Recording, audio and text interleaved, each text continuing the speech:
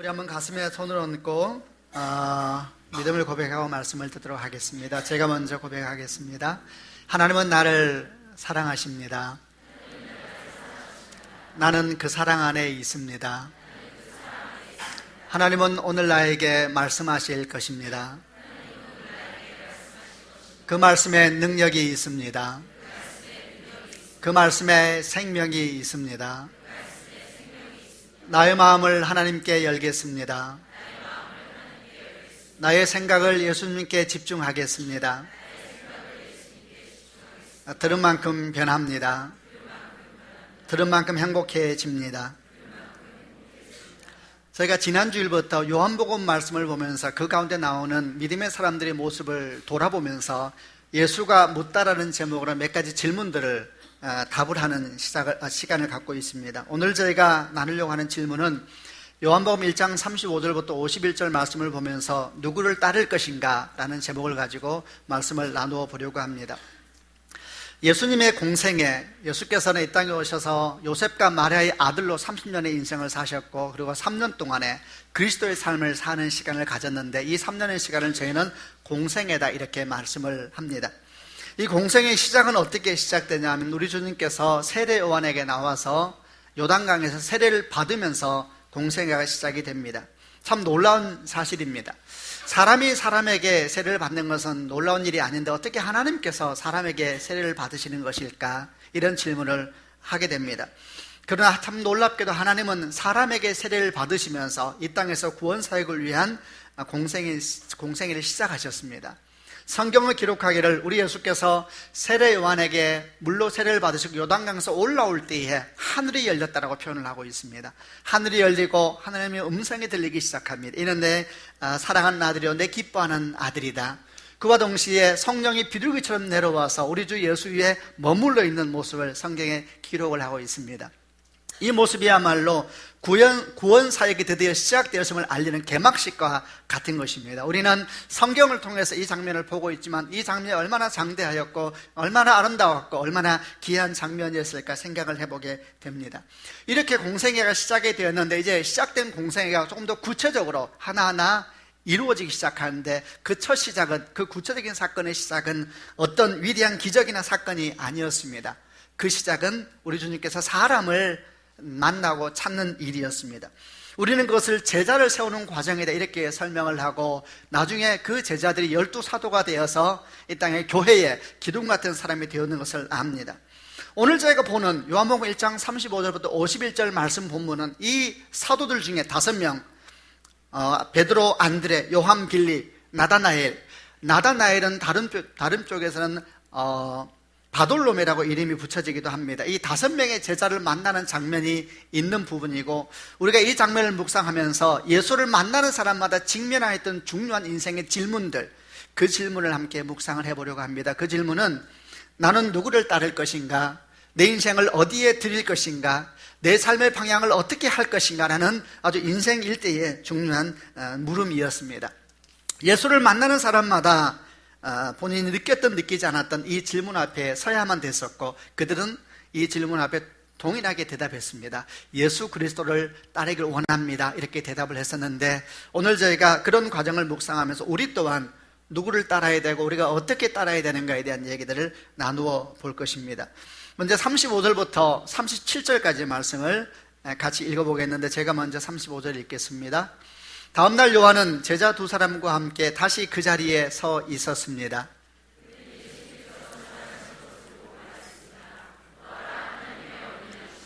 계속 읽겠습니다. 누구를 따를 것인가? 첫 번째 교훈은 이것입니다. 세례 요한이 아니라 예수 그리스도를 따라야 된다라는 것입니다. 세례 요한은 어떤 사람인가? 세례 요한에 대해서는 사복음서에 공히 기록을 하고 있습니다. 세례 요한은 대단히 놀라운 사람이었습니다. 대단히 위대한 사람이었습니다. 그의 인생을 예수께서는 한마디로 뭐라고 말씀하시냐면, 마태복음 11장 이렇게 표현을 하셨습니다. 여인이 낳은 자 중에 가장 큰 자이다 그랬습니다. 이게 어떤 의미로 사용되었든 간에 모든 사람이 공감할 수 있는 한 가지 내용은 있습니다. 그것은 세례 요한이 참으로 위대한 사람이었다는 겁니다.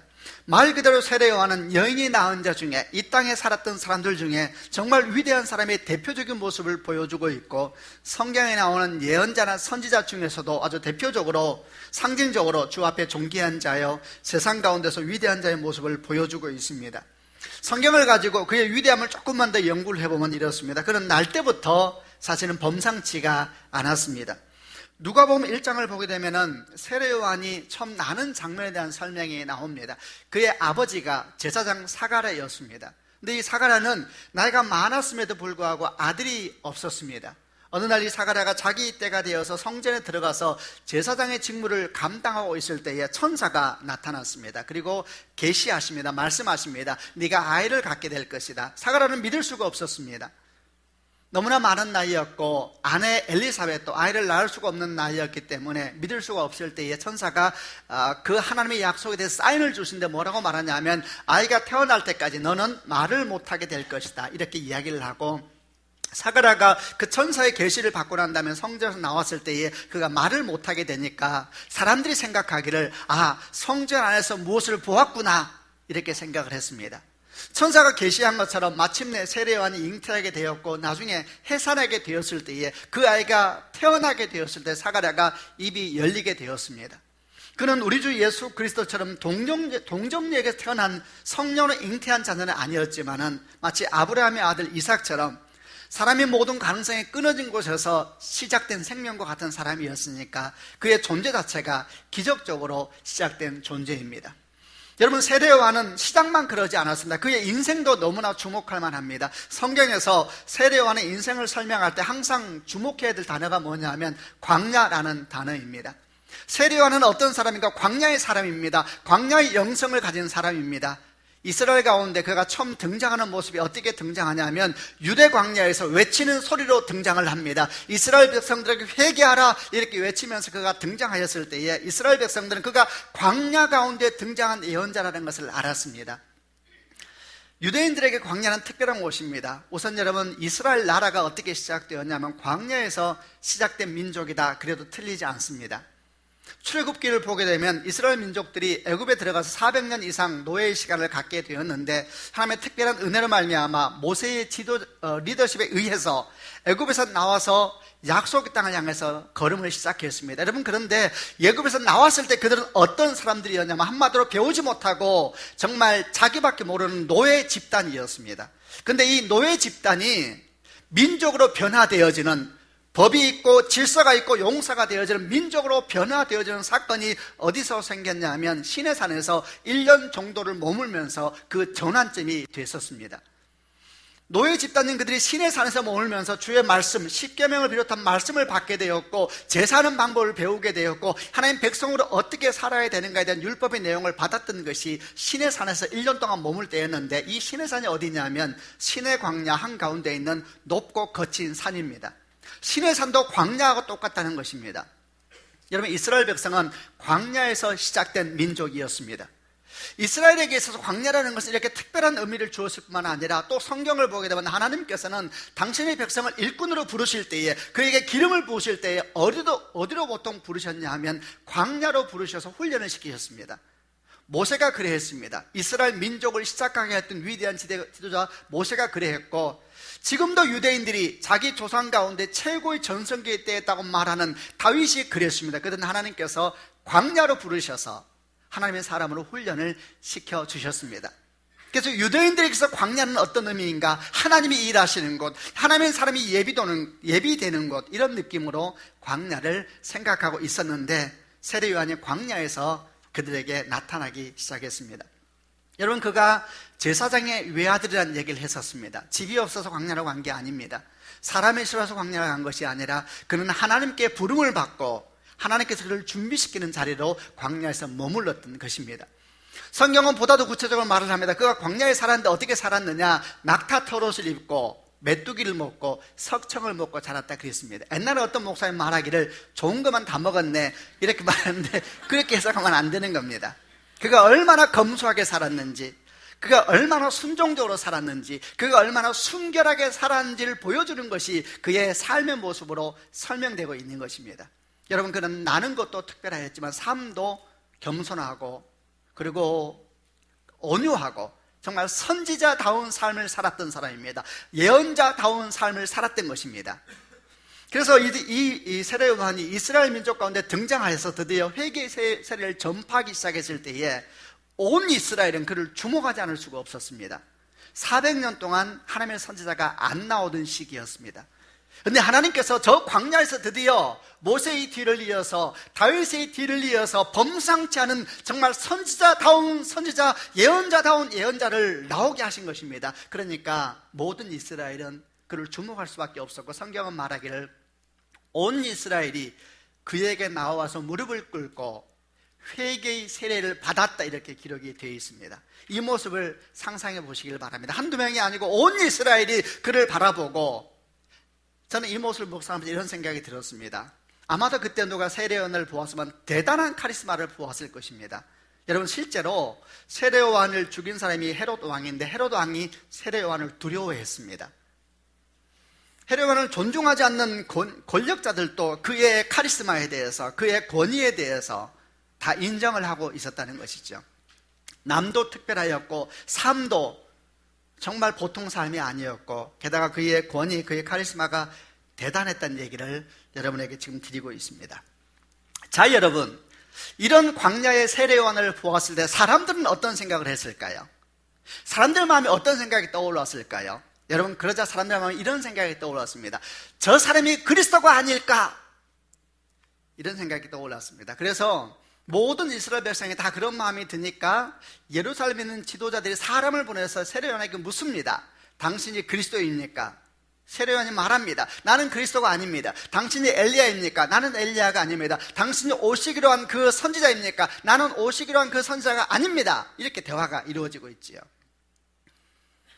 세례요한은 분명한 말로, 조금도 혼돈스럽지 않은 말로 분명하게 말을 합니다. 나는 메시아가 아닙니다. 나는 그리스도가 아닙니다. 여러분, 만약에 이스라엘 백성이 4번 물었다면 그는 4번 말했을 것이고, 10번 물었다면 10번 다 분명하게 말했을 것입니다. 아까 말했지 않냐고 지금 몇 번째냐 이렇게 말하지 않고, 왜 자꾸 이러시냐고 이렇게 말하지 않고 분명한 말로. 여러분, 우리는 여기서 아주 중요한 영적 교훈을 하나 찾아야 합니다. 만약에 세례요한이 분명한 말로 자기가 그리스도가 아니라는 걸 말하지 않았다면 이스라엘 백성들은 그 사람을 끝내 메시아로 만들고 말았을 것입니다. 우리 마음에는 어떤 영적인 모습이 있냐 하면은 우리는 우상지향적인 사람입니다. 우리 모두 알아야 될 것이 있습니다. 우리 마음에는 끊임없이 혹시 저 사람이 그리스도 아닐까, 혹시 저것이 그리스도 아닐까 끊임없이 찾으면서 하나님을 찾는 마음이 아닙니다. 우상을 기다리고 우상을 숭배하고 우상 앞에 무릎 꿇으려고 하는 마음이 사람 앞에 있는 아주 죄된 본성 가운데 있습니다. 창세기 3장에 우리 하나님께서 우리를 떠난 이후로 빈 우리 영혼은 끊임없이 무언가를 찾는데, 문제는 그 무언가가 우리 주님이라는 걸 모르기 때문에 계속 우상을 만들기 원하고 우상을 세우기 원하는 마음이 우리 가운데 있는 것입니다. 여러분, 우리 마음은 우상을 창조하는, 만들어내는 공장과 같습니다. 이 땅에 왜 이렇게 우상이 많을까요? 우상이라는 것은 하나님을 대신하여 자리 잡은 것이 우상입니다. 우상이라는 것은 사람만이 아닙니다. 우상은 사람이기도 하고 물건이기도 하고 그리고 또 다른 것이기도 합니다. 하나님을 대신하여 자리에 있는 건 다 우상이죠. 왜 이렇게 세상에 우상이 많을까요? 세상에 우상이 많은 것은 우리가 우상을 원하기 때문에 우상이 많은 것입니다. 여러분, 우리의 마음에서 우상을 창조하고 제조하고 있는 것입니다. 모든 사람 마음은 다 그런 것입니다. 일찍이 사도 바울은 성령의 감동을 따라서 이 일에 대해서 분명하게 말씀을 하고 있습니다. 로마서 1장 22절과 23절을 같이 한번 보겠습니다. 로마서 1장 22, 23절입니다. 같이 읽겠습니다. 시작. 사람들은 자기들이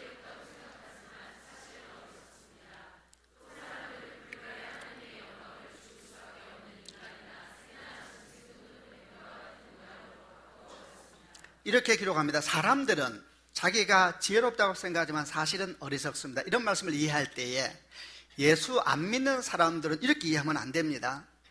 우리도 똑같습니다. 사람들은 스스로 지혜롭다고 생각하지만 사실은 어리석습니다. 그러면서 그 어리석음의 대표적인 표현을 뭐라고 말하냐면, 사람들은, 우리들은 불멸의 하나님의 영광을 죽을 수밖에 없는 인간이라 새나 짐승 또는 뱀과 같은 모양으로 바꾸어 버렸습니다. 우리는 끊임없이 우상을 만들고 있다는 것입니다. 여러분, 세례 요한이 사람들에게 외치고 있습니다.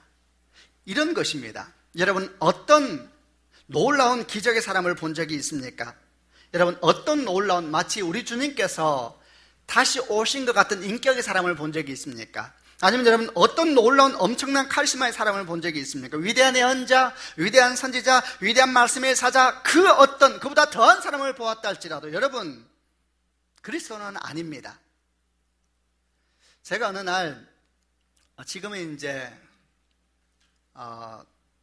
돌아가셨죠. 돌아가셨다 그래야 될까, 죽으셨다 그래야 될까. 문선명 씨가 이제 저는 이렇게 스님들한테 중 이렇게 말하는 거 되게 싫어요. 왜 그렇게 말을 할까? 우리만 우리가 비인격적이죠. 그분은 돌아가셨을까요? 죽으셨을까요? 아무튼 간에 그분이 옛날에 생일 굉장히 그분이 오래 사셨거든요. 그분이 생일을 한번 맞은 적이 있어서 옛날에. 근데 제가 너무너무 그분이 궁금한 거예요. 얼마나 대단한 사람이길래 이렇게 모든 영혼들을 그렇게 훔칠 수가 있을까? 도대체 어떤 것이 있길래 무슨 사람들이 그에게 인생을 맡기고 있을까? 왜 수많은 사람들이 그를 따르고 있을까? 이게 너무 궁금해서 제가 인터넷을 들어가 봤어요.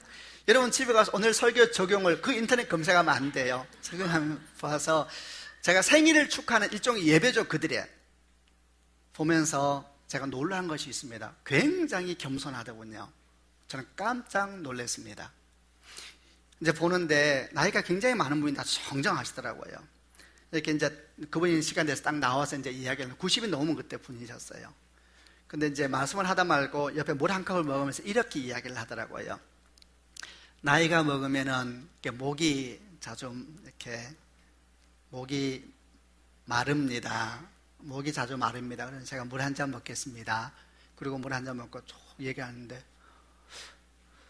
저는 거친 줄 알았거든요. 무례할 줄 알았거든요. 여러분 아닙니다. 굉장히 겸손하고 그의 아들 지금 둘째 교주가 된 분이 있지요. 그분은 아시나요? 세계적인 유수한 대학을 졸업한 사람이죠. 그분이 영어가 익숙한 사람이에요. 그런데 이분이 한국말로 말을 하는데 굉장히 매력이 있던데요. 어색한 한국말 이해가 되시죠? 우리 여호수아도 그랬으면 매력이 있었을 것인데 지금 그 아이 여호수아 목사가 너무 말을 잘해요. 그래서 굉장히 매력이 있더라고요. 여러분 어떤 매력 있는 사람을 보았던, 어떤 권위자를 보았던, 어떤 카리스마 있는 사람을 보았던, 어떤 인격자를 보았던 세례 요한의 말을 기억하시길 바랍니다. 그들은 그리스도가 아닙니다. 그들은 메시아도 아닙니다. 여러분 더 확장해 보겠습니다. 이 카리스마라는 것은 사람에게 있는 것이 아닙니다. 여러분 돈이 얼마나 카리스마가 있는지 아세요? 지식이 얼마나 카리스마가 있는지 아세요? 여러분 지위가 얼마나 여러분 카리스마가 있는지 모릅니다. 만약에 여러분 한 사람이 있다고 생각을 해보시길 바랍니다. 평소에는 보기에는 저런 사람도 있구나, 열심히 살아가는구나 이렇게 알았는데 어느 날 알고 보니까 그 사람이 세계 유수의 대학에서 탁월한 성적을 가지고 졸업한 사람이다라고 말하면 어떤 사람들 이렇게 말할 거예요. 뭔지 범상치 않았어. 내가 뭔지 저 사람은 남다르게 보여서 이렇게 말할지도 모릅니다. 여러분 돈은 권위가 있습니다. 지식도 권위가 있습니다. 여러분 외모도 권위가 있습니다. 그러나 여러분 세례 요한은 말합니다. 그 권위가 권위의 권위를 할지라도 예수 그리스도는 아닙니다. 아멘 하시길 바랍니다. 저는 목회자입니다. 여러분 목회자에 대해서 이런저런 참 말이 많지요. 여러분 목회자는 하나님이 아닙니다. 그들은 교회를 다스리고 섬기도록 주신 직분 중에 하나를 감당하고 있는 것입니다. 목회자를 사랑하고 존중하는 것은 좋은 성도의 모습이지만 그는 하나님이 아닙니다. 하나님의 사자, 우리 모두가 하나님의 사자의 사명을 감당해야 되는 것입니다. 하나님의 종, 우리 모두가 하나님의 종의 사역을 감당해야 되는 것입니다. 여러분 다시 말씀을 드립니다. 우리는 끊임없이 뭔가를 향해서 질문합니다. 당신이 그리스도입니까? 그리고 섬기려고 합니다. 돈을 향해서 질문합니다. 당신이 그리스도입니까? 지식을 향해서 질문합니다. 당신이 그리스도입니까? 그리고 계속해서 섬기려고 하고 무릎을 꿇으려고 하고 저 존재가 저것이 내 인생을 이끌도록 자꾸 인생을 드리려고 합니다. 여러분 그건 그리스도가 아닙니다. 당신의 인생을 드릴 게 아닙니다. 당신의 인생은 훨씬 더 존귀한 것이고 세례 요한이 말한 것처럼 그는 분명한 어조로 말합니다. 나는 그리스도가 아닙니다. 그것도 그리스도가 아닙니다. 그것도 메시아가 아닙니다. 그리고 덧붙여 말하기를 보십시오. 우리를 죄를 지고 한 하나님의 어린 양이십니다. 그는 나보다 뒤에 왔지만 태어나기를 그러나 나보다 위대한 것은 나보다 훨씬 이전에 계셨기 때문입니다. 나를 보내서 물로 세례를 주라 하신 분이 말씀하시기를 누구든지 그 위에 성령이 임하여서 내리거든 그가 성령으로 세례를 주는 분인지 알라 말씀하셨습니다. 그래서 나는 그를 보았고 그가 하나님의 아들인 것을 증거하였습니다. 우리에게 섬길 분은 한 분뿐이십니다. 아멘. 그분은 2000년 전에 이 땅에 오셔서 여러분과 우리 죄를 위해서 죽으시고 부활하셔서 지금은 하늘 보좌 우편에 계신 예수 그리스도이십니다. 이 땅에 그 어떤 권위도, 이 땅에 그 어떤 카리스마도, 그 어떤 능력도 예수의 자리에 올라서도록 허락해서는 안 되는 것입니다. 우리가 따를 자가 누구입니까? 여러분, 우리가 따를 자는 오직 예수 그리스도뿐인 것을 믿는 축복이 있기를 바랍니다. 우리는 위험한 존재라는 걸 알아야 돼요. 여러분, 창세기 1장, 2장, 3장을 보게 되면 아담과 하와는 하나님과 함께 거닐면서도 뱀의 말을 들었습니다. 그럼 우리들은 어떨 것 같습니까? 여러분, 교회를 다니면서도 끊임없이 수많은 것들에 대해서 질문하는 사람들입니다. 당신이 그리스도입니까? 당신이 메시아입니까? 당신이 엘리야입니까? 이것을 향해서 저것을 향해서 또 저것을 향해서 또 기억할 것은 많은 사람들이 그런 존재가 되고 싶어 합니다. 여러분, 그것은 굉장히 위험한 것이고 오직 예수만이 영광을 받기에 합당한 분이신 것을 기억하는 축복이 있기를 바랍니다.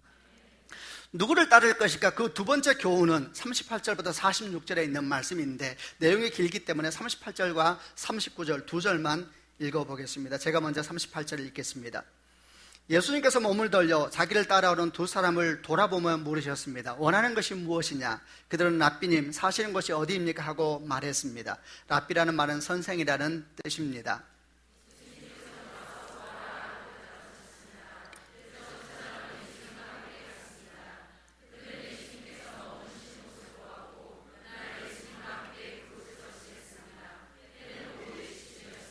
(38절부터) 쭉 이어지는 모든 내용의 본문은 아까 말씀드렸던 5 제자를 만나는 장면에 대한 설명입니다.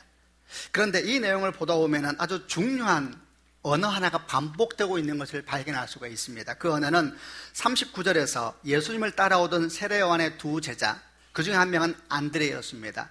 그 두 제자에게 예수께서 하셨던 말씀입니다. 그 말씀은 43절에 빌립이라는 사람에게 예수님이 하셨던 말씀입니다. 그 말씀은 46절에 나다나엘에게 빌립이 했던 말이기도 합니다. 그 말은 와서 보라라는 말입니다. 누구를 따를 것인가? 두 번째 중요한 교훈은 와서 보고 따라야 한다는 것입니다. 예수께서 그렇게 말씀을 하셨으니까 우리는 이렇게 표현할 수 있겠죠. 가서 보고 주님을 따라야 된다는 것입니다. 여러분, 바른 믿음은 무엇인가? 바른 믿음은 와서 보고 여러분 갖는 믿음인 것입니다.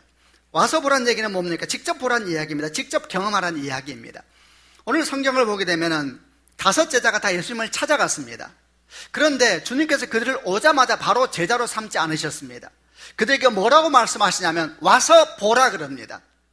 요한의 두 제자, 세례 요한의 두 제자, 아마도 안드레와 우리는 사도 요한일 것이라고 생각을 하는데 두 제자가 예수에게 와서 랍비여 어디 계십니까? 라는 질문도 똑같았습니다. 그럴 때 주님께서 말씀하시길 와서 보라 이렇게 말씀하셨습니다. 빌립을 향해서 빌립이 주님께 와서 있을 때 주님이 또 그에게 말씀하셨습니다. 너는 나를 따르라 같은 이야기죠. 와서 보라 그랬습니다. 그런데 이렇게 주님께서 와서 보라 할 때마다 이들의 인생은 급전되었습니다. 여러분, 안드레와 요한은 그렇게 주님께서 말씀하셨을 때에 가서 주와 함께 머물렀습니다. 함께 밥을 먹고 함께 잠을 잤습니다. 그는 함께 있었습니다. 그러고 난 다음에 이 요한과 안드레, 요한의 두 제자는 이렇게 말을 하기 시작했습니다. 우리가 메시아를 만났다 이렇게 이야기를 했습니다. 빌립은 뭐라고 말했습니까? 빌립도 주님께서 말씀하신 것처럼 와서 보았습니다. 주님과 함께 머물렀습니다. 주와 함께 밥을 먹었습니다. 주와 함께 호흡했습니다. 그리고 그는 사람들에게 이렇게 말하기 시작했습니다. 모세가 율법책에 썼고 예언자들이 기록한 그분을 우리가 찾았다. 나사렛 예수가 바로 그분이다. 이렇게 이야기를 했습니다. 이 말을 들은 나다나엘이 뭐라고 말하냐면 아주 유명한 말을 했지요. 나사렛에서 무슨 선한 것이 나겠느냐 이렇게 말을 하지요. 미리 말씀드리면 나다나엘은 책으로 예수를 배운 사람입니다. 이렇게 말했을 때 빌립이 또 위대한 말을 합니다. 예수에게 자기가 들었던 얘기를 똑같이 합니다. 와서 보라 이렇게 얘기합니다. 여러분, 신앙이라는 것은 듣고 배우는 것이 아니라, 통해서 배우는 것이 아니라 자기가 직접 보아야 되고 직접 들어야 되는 것입니다. 이전에 이들은 누구였습니까? 요한과 안드레, 빌립, 나다날, 이전에 이들은 어떤 신앙을 가지고 있었냐면 통해서 들은 신앙을 가지고 있었습니다. 배워서 안 신앙을 가지고 있었습니다. 책에서 배운 예수 그리스도, 누군가를 통해서 들은 예수 그리스도, 그 신앙만 가지고 있었던 사람을 우리에게 생각나게 하는 모습입니다. 그러나 주님께서 그들에게 말씀하셨습니다. 네가 와서 보라. 통해서 들은 신앙이 아니라 네가 직접 보아라, 직접 느껴라, 이렇게 말씀하고 있는 것입니다. 여러분, 우리는 예수님을 따라야 된다 그랬습니다. 그런데 그 예수님을 잘 따르기 위해서는 우리 신앙에 전환이 필요합니다. 그것은 전해 듣는 신앙이 아니라 우리가 직접 보는 신앙이 필요한 것입니다. 자기가 무엇을 믿는지도 모르면서 믿는다고 말하는 것은 얼마나 조심스러운 말입니까? 무조건 믿으면 된다, 우리는 그런 말을 많이 들었는데 그건 성경적인 얘기가 아닙니다. 주님은 무조건 믿으면 된다 말씀하지 않고 와서 보라, 그렇게 말씀하셨습니다. 무조건 믿으면 된다, 오직 믿음이다, 믿음은 위대한 것이다, 하나하나가 굉장히 놀라운 표현이고 중요한 말입니다. 그러나 이 말이 제대로 이해되지 않으면 다 오해를 하는 것입니다. 무조건 믿으면 되는 것이 아니라 바르게 믿어야 합니다. 오직 믿음이라는 얘기는 아무 믿음이라는 말하는 것이 아닙니다. 바른 믿음을 말하는 것입니다. 믿음은 위대한 것이다, 그렇게 말을 합니다. 여러분 어떻게 생각하십니까? 믿음이 정말 위대한가요? 저는 우리 믿음이 위대하다 생각하지 않습니다. 오히려 우리 믿음은 너무나 연약하고 너무나 흔들리고 너무나 부족합니다. 여러분, 믿음이 위대한 것이 아니라 그런 작은 믿음조차도 사용하시는 주님이 위대한 것입니다. 그런 작은 믿음조차도 찾으셔서 그 믿음을 통해서 일하시겠다고, 그 믿음을 통해서 역사하시겠다고 하시는 그 주의 신실하심이 위대한 것입니다. 믿음이 위대하다고 말하면 그 믿음을 가진 내가 위대해지잖아요. 이런 말이 어디 있습니까? 주님께서 위대한 분이시고 그분이 놀라운 분인 것입니다. 요점은 이런 것입니다. 여러분, 바른 믿음을 가져야 되는 것입니다. 바른 믿음을 가져야 된다는 얘기는 성경 지식이 뛰어나야 된다는 말만을 의미하는 것이 아닙니다. 여러분, 우리는 성경을 당연히 배워야지요. 그러나 우리 지식이 다 같지가 않을 것입니다. 여러분, 우리가 전부 다 헬라어와 히브리어를 배우겠습니까? 우리가 전부 다 신학교를 가겠습니까? 그렇게 배우고 그렇게 가면은 우리가 주님을 정말 향한 바른 믿음을 갖겠습니까? 전혀 아닙니다. 또 동시에 바른 믿음을 가지는 이야기는 제대로 이해하고 난 뒤에 믿는 말도 아닙니다. 이해해야 믿겠다, 그건 자유주의자들의 신앙입니다. 어떻게 우리가 주를 다 이해합니까? 이해해야 믿겠다 그러면 주님의 당신이 이해 아래로 무릎을 꿇어야 되는 거잖아요. 여러분, 우리는 이해해서 믿을 수 없다는 것도 알고 있습니다. 그럼 도대체 바른 믿음은 어떤 믿음인가? 주님 말씀한 그대로입니다. 와서 보는 믿음이 바른 믿음인 것입니다. 요한복음 6장에서는 이에 대해서 이렇게 설명을 하고 있습니다. 우리 주님께서 요한복음 6장에 말씀하시기를 나는 생명의 떡이다 그랬습니다. 그리고 덧붙이시기를 나를 먹고 마시라 그랬습니다. 나를 먹고 마시지 아니하면 너희 안에 생명이 없다 그랬습니다. 와서 보란 이야기는 먹고 마시라라는 얘기와 똑같은 것입니다. 다윗은 시편 34편 8절에 비슷한 말씀을 고백했습니다. 너희는 여호와의 선하심을 맛보아 알지어다 그랬습니다. 예수님을 듣고 배우는 것으로 끝내는 것이 아니라 먹고 마시라고 얘기하고 있는 것이지요. 우리가 이 말을 어떻게 묵상하느냐는 여러 가지 묵상할 수 있겠습니다만 한 가지 얘기는 할 수 있습니다. 많은 그리스도인들이 예수님을 따르면서 분석하고 쳐다보고 찔러보고 그리고 만져보면서도 정작 먹지 않고 마시지 않는 신앙을 가지고 있다는 것입니다. 생각하시기를 바랍니다. 먹고 마신다는 것은 도대체 무엇일까? 그것은 개인적인 하나님 경험입니다. 아까 말한 듣고 책에서 배운 하나님이 아니고 자기가 개인적으로 만난 하나님 경험인 것입니다. 개인적인 하나님 경험은 또 무엇인가? 그러면 잠잘 때 갑자기 신비한 역사가 나서 내가 어떻게 되고, 저는 그럴 수도 있다고 생각합니다. 왜 그런 일이 없겠습니까? 그러나 여러분, 대부분의 경우에는 그런 것이 개인적인 하나님 경험을 말하는 것이 아닙니다. 말 그대로 먹고 마신다는 건 아주 구체적인 것입니다. 어떻게 먹고 어떻게 마시느냐? 마음으로 먹고 삶으로 마시는 것입니다. 말씀을 들을 뿐만 아니라 그 말씀대로 생각을 연습하는 것입니다. 그 말씀대로 호흡하는 것입니다. 그 말씀 때문에 멈추는 것입니다. 그 말씀 때문에 걸어가는 것입니다. 그 말씀대로 뭔가를 그 말씀 때문에 뭔가를 안 하기를 결정하는 것입니다. 그 말씀 때문에 뭔가를 하기도 결정하는 것입니다. 여러분, 그것이 마음으로 먹고 삶으로 마시는 것입니다. 여러분, 그것이 하나님 경험이 돼야 되는 겁니다. 신앙을 가지고 계시면서 책에서 배운 신앙을 가진 사람과 먹고 마시는 신앙을 가진 사람은 여러분 아주 다른 것입니다. 언제 그것을 알 수가 있느냐? 결정적인 시간이 되면은 그 차이는 굉장히 커질 수 있다는 것을 여러분은 아셔야 합니다. 제가 신학대학원을 다닐 때에 그 신학대학원은 다 목사 되기 위해서 와서 훈련받는 이렇게 신학생들이 모여있는 곳입니다. 구약 시간이었는데 교수님께서 창세기 22장에 대해서 우리에게 좀 강의를 하시면서 창세기 22장에 뭐가 나오냐 하면 아브라함이 아들 이삭을 모리아산에서 제물로 바치는 장면에 대한 기록이 나오는 본문입니다. 그 얘기를 하면서 이런 말씀을 하셨습니다. 아브라함 때, 보통 아브라함 때가 지금부터 한 4,000년 전이라고 얘기를 합니다. 아브라함 때에 고고학적인 연구를 하고 또 이렇게 쭉 전문가들이 연구한 결과는 뭐라고 말하냐면 아브라함 때에 그런 아브라함이 아들을 제사 지냈던 이런 이야기가 고대 근동이라는 것은 이스라엘 주변을 얘기한다 생각하면 됩니다. 그 근동에 신화로 많이 남아있다는 거예요. 굉장히 많은 신화가, 이야기들이 고대 근동에 많이 있었다라는 거예요. 이런 얘기를 교수님이 설명을 하고 있었습니다. 그런데 저는 그 강의를 들으면서 참 감동이 됐습니다. 너무너무 감사했습니다. 왜냐하면 저는 이런 마음이 들었습니다. 주님, 맞습니다. 우리의 삶의 모습으로 주께서 설명하지 않으셨다면 우리가 어찌 주님을 알았겠습니까? 하나님, 우리의 삶 속으로, 우리의 문화 속으로 주께서 내려오셔서 설명해 주지 않으셨다면 어떻게 아브라함이 이해하겠습니까? 너무너무 고맙죠. 너무너무 감사하는 그런 내용이 저한테 감동으로 왔습니다. 그런데 똑같은 강의를 들으면서 제 바로 옆에 있는 신학생 2명이 분노를 하기 시작했습니다. 이제 뒤에 있으니까 교수님에게는 못 들리죠. 학점이 있으니까 지 둘이 이제 얘기를 하는 겁니다. 분노를 하기 시작했습니다. 왜 저런 걸 가르치냐는 것이죠. 지금 대화가 되고 있습니까, 저희가? 왜 그들이 분노하는지도 이해가 되세요? 제가 그때 안 있어가지고요. 저는 이런 생각이 들었습니다. 옆에 보면서 왜 저들은 분노할까? 저 생각에는 그들은 마치 성경의 말씀을 자기들이 보호해야 된다는 생각을 가지고 있는 사람 같았습니다. 여러분, 이것은 난센스입니다. 누가 누구를 보호합니까? 말씀이 우리를 보호하는 것입니다. 우리가 말씀을 한번 공부해 줄까? 이런 난센스가 어디 있어요?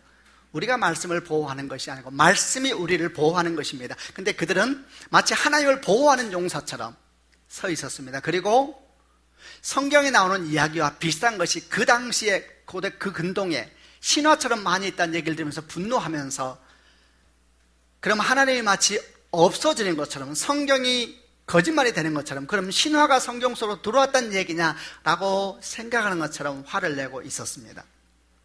저는 좀 묘하게 생각됐습니다. 왜 이렇게 화를 낼까?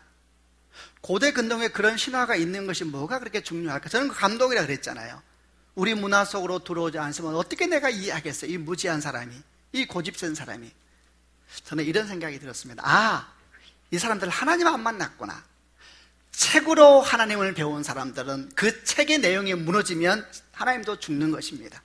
머리로 하나님을 배운 사람들은 자기가 들었던 지식이 무너지면 하나님이 무너진다고 생각하는 겁니다. 그러니까 그런 얘기를 해서도 안 되고 들었어도 안 되고 이렇게 말을 하고 있는 것이죠. 아닙니다, 여러분. 비슷한 것이 이런 것입니다. 성경 공부를 끝났을 때에 한 분이 저한테 물어봤습니다. 목사님, 외계인이 있을까요? 이렇게 저한테 물어봤습니다. 여러분 어떻게 생각하세요? 또 질문했습니다. 지구와 비슷한 행성이 있을까요? 없을까요? 저한테 이렇게 물어봤습니다. 여러분, 제가 어떻게 답을 했을까요? 이렇게 답했죠. 제가 어떻게 아냐고. 전 몰라요. 성경에 기록이 안 돼 있어요. 그러나 저는 여러분, 외계인이 있다 하더라도 그렇게 놀라지는 않습니다. 목사가 어떻게 그렇게 말하세요? 저는 오히려 하나님께 물어볼 겁니다. 주님, 왜 그러셨어요? 저희만으로는 좀 부족하셨어요? 지금 제가 말하는 것이 여러분에게 전해지기를 바랍니다. 여러분, 저는 그들에게 역으로 질문하고 싶습니다. 그게 왜 그렇게 궁금합니까? 당신에게는 외계인이 있는 순간 주님은 죽는 것입니까? 지구와 또 다른 비슷한 행성이 발견되는 순간 당신의 하나님은 다 신화에 불과하게 된 것입니까? 요점 이겁니다. 머리로 배운 사람과 먹고 마신 신앙인의 차이를 말하는 것입니다. 만난 사람은 똑같은 얘기를 들으면서 궁금해지는 것이고, 안 만난 사람은 분노를 하는 것입니다. 만난 사람은 똑같은 얘기를 들으면서 주의 은혜가 너무너무 놀랍고, 안 만난 사람은 그거 마치 사실이면 큰일 나는 것처럼, 사실은 좀 어때요? 고대 근동에 그런 신화가 있었다면, 아이고 주님 그러셨어요. 근데 주님 그 신화하고 똑같이 하면 나중에 사람들이 그것 때문에 힘들어할지 모르셨어요? 나 같으면 좀 신비하게 하실 것 같아, 할 것 같은데 왜 똑같이 하셨어요? 나는 오히려 그것이 궁금하고 질문할 거예요. 그리고 그것 때문에 제가 감동을 받고 참으로 주의 은혜가 크십니다. 여러분, 먹고 마신 신앙인이 되시는 축복이 있기를 바랍니다. 책으로 본 예수 그리스도가 어떻게 우리를 구원하겠습니까? 여러분이 먹고 마시고, 성경이 분명히 말합니다. 나는 생명의 떡이다. 나를 먹고 마시라. 여러분, 그것을 상징적으로 보여주는 의식이 성찬 의식인 것입니다. 그 일을 기억하라는 것이고, 그렇게 우리가 살아가야 된다는 것을 보여주는 것이 성찬 의식인 것입니다. 그리고 이제 말씀을 마무리해 보려고 합니다. 누구를 따를 것인가? 여러분, 세례 요한을 따르지 말고 예수를 따르는 축복된 인생이 되시길 바랍니다. 그 무엇이 여러분을 놀랍게 하더라도, 그 무엇이 여러분 앞에 끝없이 도전한다 할지라도, 예수님은 여러분을 죽으신 2000년 전에 오신 그분 한 분뿐이십니다. 아멘. 누구를 따를 것인가? 또 하나의 질문은, 그분이 예수 그리스도이신데 어떻게 해야 잘 따를 수가 있을까요? 여러분, 통해서 듣는 신앙을 갖지 마십시오. 직접 들으시기를 바랍니다. 직접 말씀을 펴고, 직접 무릎을 꿇고, 직접 하나님 앞에 나아가시길 바랍니다. 그분을 먹고 마셔야 합니다. 그래야지 여러분의 호흡이 되고, 여러분의 생명이 되고, 여러분의 능력이 될 줄로 믿습니다. 아멘. 그런 축복이 있으시길 바랍니다. 기도하십시다.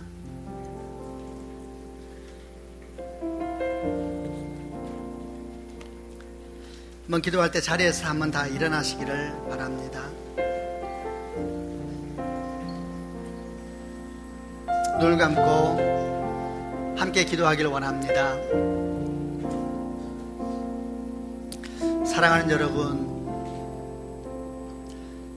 오늘 주제처럼 누구를 따를 것인가 질문했습니다. 여러분은 누구를 따르길 원합니까? 하나님, 제가 그 무엇도 내 인생의 주권자로 삼지 않고 오직 주님만이 내 인생의 주권자가 되기를 원합니다. 내 인생의 인도자가 되기를 원합니다. 수많은 권위들이, 수많은 능력들이 나타나서 마치 그리스도인 것처럼 우리를 유혹하려 할 때에 우리가 주 앞에 깨어있는 백성이 되기를 원합니다.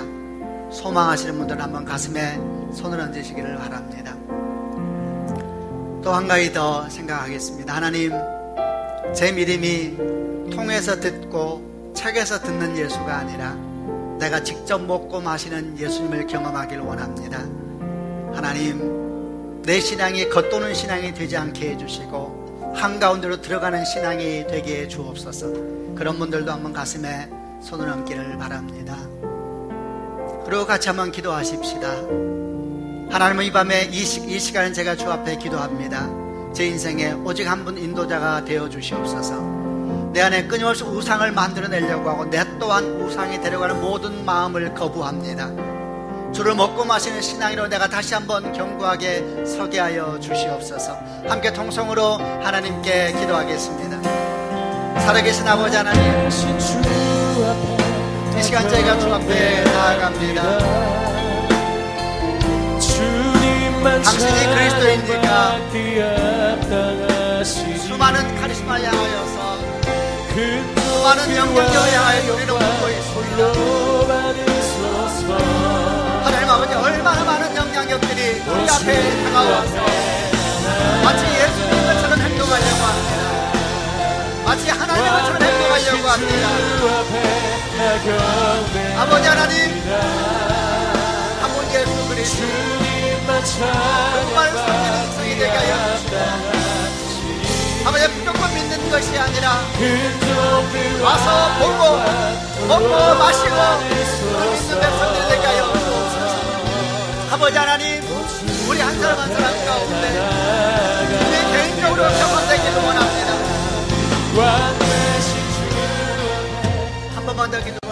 다시 한번 기도의 초점을 조금만 맞춰서 기도하십시다. 하나님 아버지, 내 신앙이 머리에 있는 신앙이 아니라 하나님 내 가슴까지 이어지는 신앙이 되게 하여 주옵소서.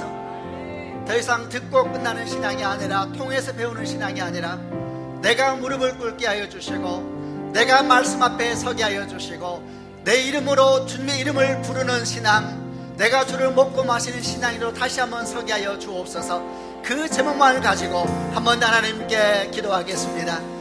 살아계신 아버지 하나님, 아버지 하나님, 아버지 하나님, 주님만 찬양받기 아버지 하나님, 아버지 하나님 역사여 존귀와 영광 아버지 하나님 역사여 하나님 아버지, 아버지 하나님, 아버지 하나님, 왕 되신 주 앞에 경배합니다. 아버지 역사여 주님만 아버지 역사여 아버지 역사여 그 존귀와 영광 받으소서. 아버지 역사여 주 앞에 나아갑니다. 살아계신 아버지 하나님, 수많은 권위들이 우리 앞에 나와서 마치 그리스도인 것처럼 우리를 유혹할 때마다 우리 마음이 우리 주 예수 그리스도 외에 다른 것으로 향할 때가 너무 많습니다. 주여 우리를 불쌍히 여겨 주시옵소서. 우리 마음에 끝없이 우상을 만드는 공장을 거절하고 오직 주를 바라보기를 원합니다. 하나님, 우리는 무조건적인 신앙을 거부합니다. 먹고 마시는 신앙을 원합니다. 보고 마시는 신앙을 원합니다. 아버지 하나님, 듣고 배우는 신앙이 얼마나 위험한지를 알게 하여 주시고 내가 직접 성경을 펴고 내 무릎을 직접 꿇고 내 마음으로 여호와 이름을 부르옵나니 하나님 역사하여 주시옵소서. 하나님 기름을 부어 주시옵소서. 하나님 주의 은혜에 감사하여 귀한 제물을 주님께 올려드립니다. 하나님 재정과 함께 우리 삶도 드리고 우리 슬픔도 드리고 우리 아픔도 우리 꿈도 주 앞에 드립니다. 이 재정이 사용되는 곳에 주께서 영광을 보여주시고 하나님의 부흥을 경험하게 하시는 것처럼 우리 모든 삶의 자리가 주의 영광의 자리가 되게 해주시고 은총의 자리가 되게 해주시옵소서. 지금은 우리 주 예수 그리스도의 은혜와 하나님 아버지의 크신 사랑과 성령님의 교통하심이 우리 주님만이 나의 주님이십니다. 내가 온 마음으로 주님을 찬양합니다. 고백하는 주의 사람들, 걸어가는 모든 인생의 여정 가운데 이제부터 영원까지 함께 계시기를 간절히 축원하옵나이다.